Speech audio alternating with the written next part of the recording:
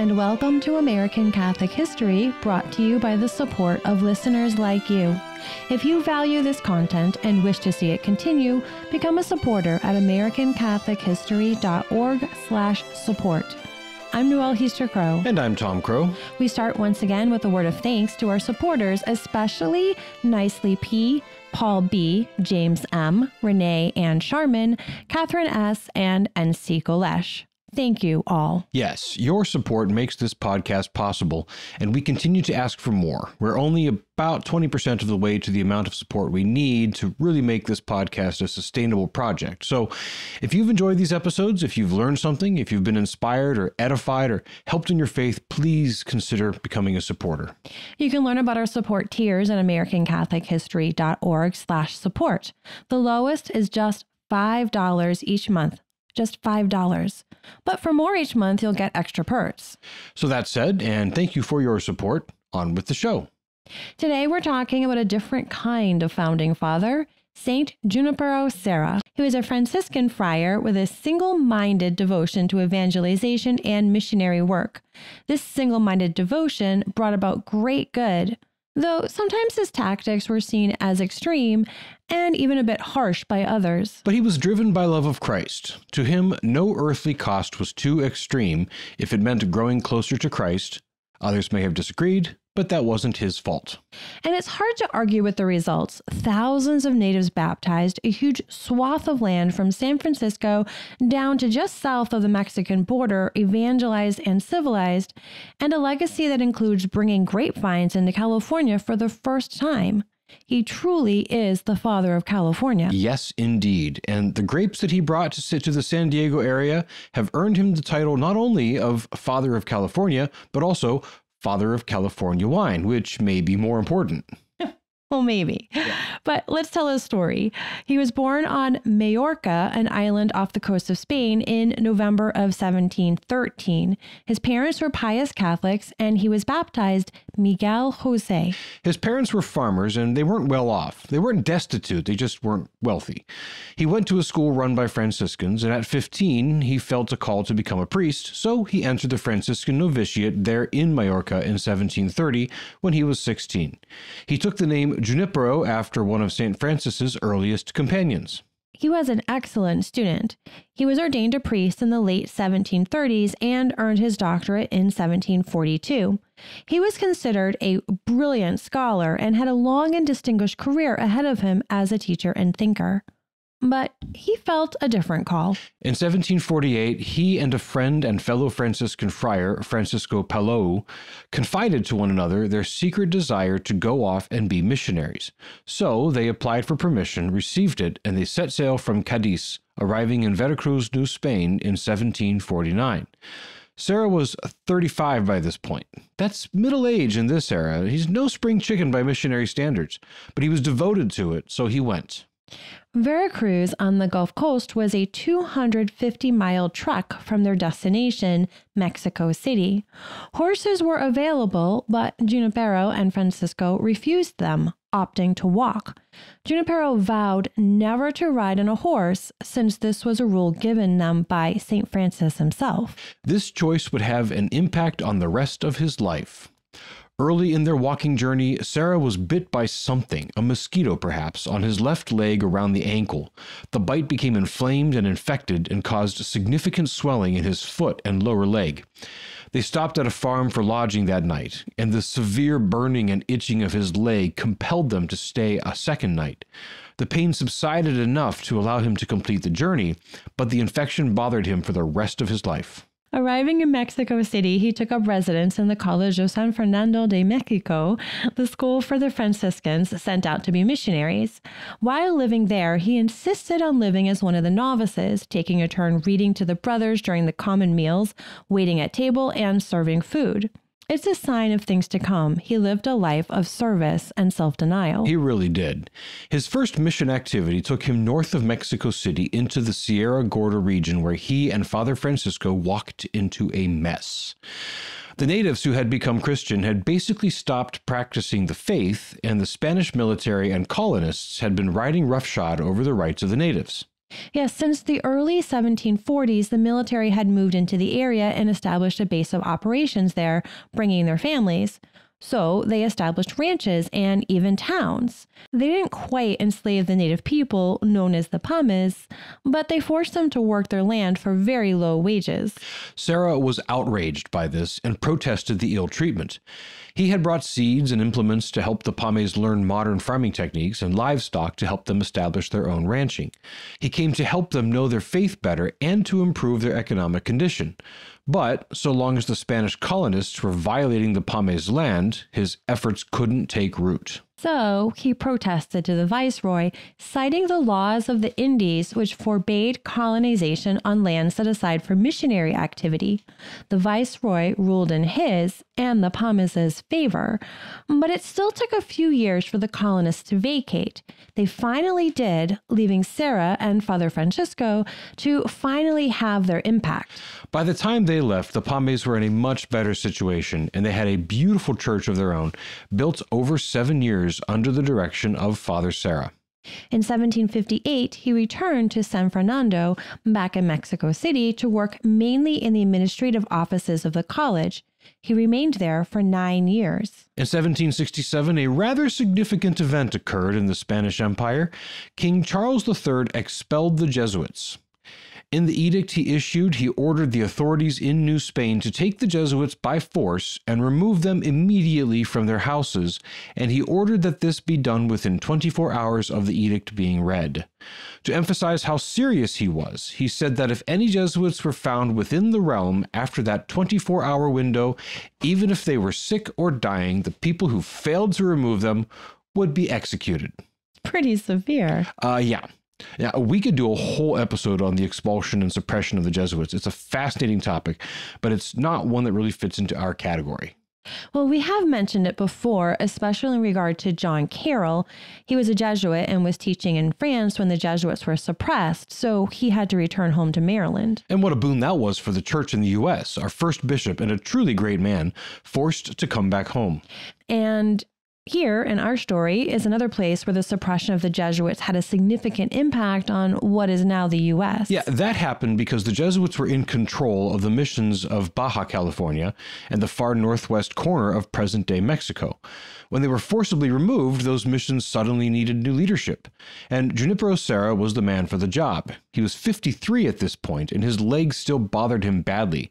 He also was still prone to extreme acts of penance, including wearing a hair shirt and practicing self-flagellation to ward off sinful thoughts, among other rather harsh physical penances.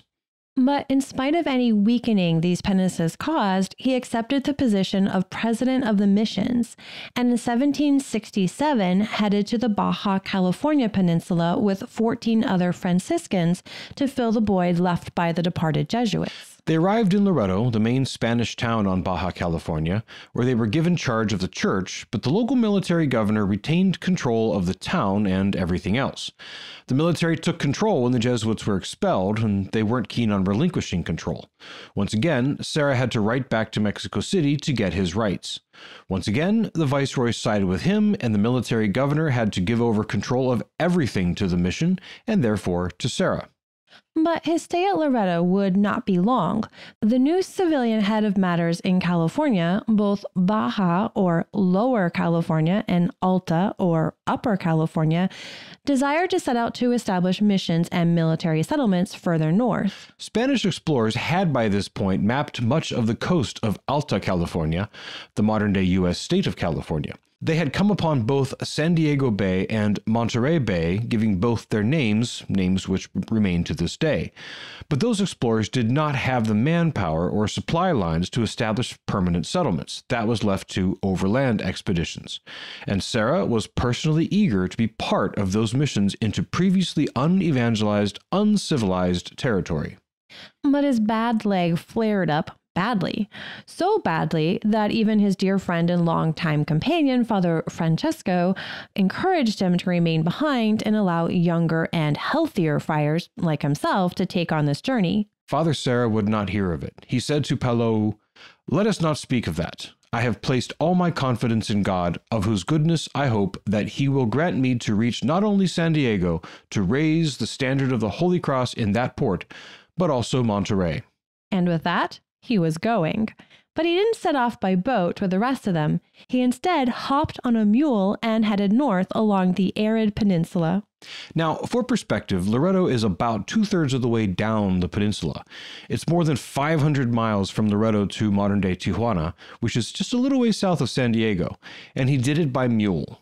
Also, he didn't go straight there. About halfway along his journey, he met up with the rest of the crew that had set out by ship, and in an area known as Velikita, Father Serra established his first mission. The original mission church was little more than a mud hut, and there weren't many natives nearby initially, but they established the mission, and soon the natives did come. After some time, Serra and the majority of the crew set off, leaving one friar and some of the men at Velikata to carry on the work of evangelizing the natives there. But Serra's condition was as bad as ever. The disease of his leg had spread from his foot all the way to his knee, making walking very painful. Once again, the leaders of the crew implored him to stay behind, and once again he refused, saying that if it were God's will that he died on the journey, then so be it. He would be fine with being buried among the pagans. So, with him hobbling along and riding his feeble mule, they continued north. They encountered more natives as they neared the Pacific coast. These encounters with natives were very pleasant, but they pressed on for San Diego Bay, finally arriving on July 1st, 1769. Naturally, this was an occasion for much celebration. 15 days later, he established the Mission San Diego de Alcala, named in honor of Saint Didacus of Alcala. However, unlike at Velikata and unlike the natives they had met along the way, natives around San Diego were not kindly. Not only did they steal from the Spanish, but they even attacked the camp. The soldiers present, aided by some of the civilians, managed to repel the attack. Muskets and pistols versus bow and arrow and throwing spear really do make a difference. Yeah. So, needless to say, these natives were not as open to evangelization and conversion as others they had met. But finally, one native boy who had warmed to the friars was able to serve as an envoy, and some baptisms took place. But even those were hard to come by, and the natives still reacted with fear. Serra attributed this difficulty to his own sinfulness, and he probably imposed an additional penance on himself. Well, of course, as one does. Yeah. Food supplies began to dwindle at the mission in early 1770. A supply ship was expected but was delayed, and the situation was becoming bleak. The leader of the military detachment set a March 19th deadline for the ship to appear. If it did not, he would march the soldiers south rather than let them stay put and starve to death. Serra objected, but the military commander remained firm. On the morning of March 19th, the solemnity of St. Joseph, of course, Father Serra offered Mass. No ship appeared for the entire morning, but as they were giving up hope, at 3 p.m. there emerged over the horizon the masts and sails of the San Antonio. The mission was saved. Shortly thereafter, Serra and a bunch of the crew moved on once again, leaving behind a friar and enough support crew to maintain Mission San Diego de Alcala. Their destination this time was Monterey Bay and the Monterey Peninsula. And this time, Serra didn't walk or take a mule. He boarded the San Antonio and went by ship. Seems a smart move, right? Well, not so much in this case. Yeah, no. This was almost a Jonah and the whale sort of a thing. The crew that did go overland the many hundreds of miles arrived a full week before the crew aboard the San Antonio because of strong winds that blew in every direction but north. It took the San Antonio 6 weeks to make the journey, which should have been much shorter than that. A number of the crew fell ill with scurvy. Serra, for his part, described the journey as mildly uncomfortable. Right, of course. Well, of course, yeah. Once at Monterey, Serra established the Mission San Carlos Borromeo, named in honor of the patron saint of the King of Spain, Charles III. This mission was established originally near Monterey Bay, but was soon moved to the village of Carmel, further inland to be nearer the Indian villages and in a better place for farming. Mission San Carlos Borromeo there in Carmel became Serra's home base and headquarters for the rest of his life. He only returned to Mexico City once more in his lifetime, and that was a very important trip, which we'll talk about shortly. But to wrap up the narrative, from this base he would personally go out and found 7 more missions over the next 12 years. Mission San Antonio de Padua, San Gabriel Arcangel, San Luis Obispo de Tolosa, San Juan Capistrano, San Francisco de Asís, Santa Clara de Asís, and San Buenaventura. And if you notice the names of some prominent California cities in there, that's because, well, there are some. He's not called the Father of California for nothing. These missions were significant, and the towns grew up around them. Also, an interesting thing to note is the time frame when these missions were founded. They were founded between 1769 and 1782. So that means that the entire period when the likes of George Washington, Thomas Jefferson, Samuel Adams, James Madison, Ben Franklin, and company were changing the world on the eastern seaboard of this continent, a band of friars led by Junipero Serra were bringing Christianity and civilization to the western seaboard. Right, because the work of these missions wasn't just to evangelize. They did that, and they did it well, but they also were bringing more advanced farming techniques, ranching, and other more advanced technologies to places that still lived in very primitive conditions. Yes, the Spanish Empire sent the military with the friars up the west coast in part because they viewed the evangelization of the natives as part of their reason for being. As a Catholic empire, they were charged to spread the faith. But they also had some secular reasons. Right. They also had concerns that the Russian Empire was threatening to come down the west coast of the continent from their territories in Alaska. So going up the west coast was also in part to check Russian expansion southward. And because the Spanish Empire was also operating according to these more earthly motivations, they also had a more earthly way of dealing with the natives. On more than one occasion, Serra protested against ill treatment of the natives by the Spanish soldiers. Yes, and this brings us to that one and only time he returned to Mexico City. He went explicitly to lodge a formal complaint against the military commander, Pedro Fages, who was governor of the California Territory. Serra insisted that Fages must be removed as governor due to his very ill treatment of the natives. Serra wrote out 32 formal complaints against Fages and argued his case before the viceroy. The viceroy was convinced, and Fages was removed. Regardless of how any of the Spanish military authorities viewed the natives, to Serra they were hijos de Dios, children of God. They had their own dignity and deserved to be treated as such. Now, some will argue that some of Serra's own ways of treating the natives were harsh. He believed in corporal punishment. He required natives who were baptized to move into and live in the mission. He would impose strict penances on converts. To our modern sensibilities and our hypermobile world, with the internet and interstate roadways and with our notions of how things ought to be, some of these practices can be unthinkable. But Serra didn't live in 21st century America. He lived in 18th century New Spain, and he was in a largely unsettled part of it. He was dealing with people who had never experienced the gospel and its power to transform. And, of course, he was the sort of man who imposed strict penances on himself. So naturally, he would tend toward imposing them on others who had difficulty controlling their appetites and passions. As for requiring the baptized to live within the mission, that was in part for their own protection, to reduce the chance of relapse, but also to make the point that as a member of the community, they needed to stay within the community for mutual support and aid, spiritual and economic. The missions thrived.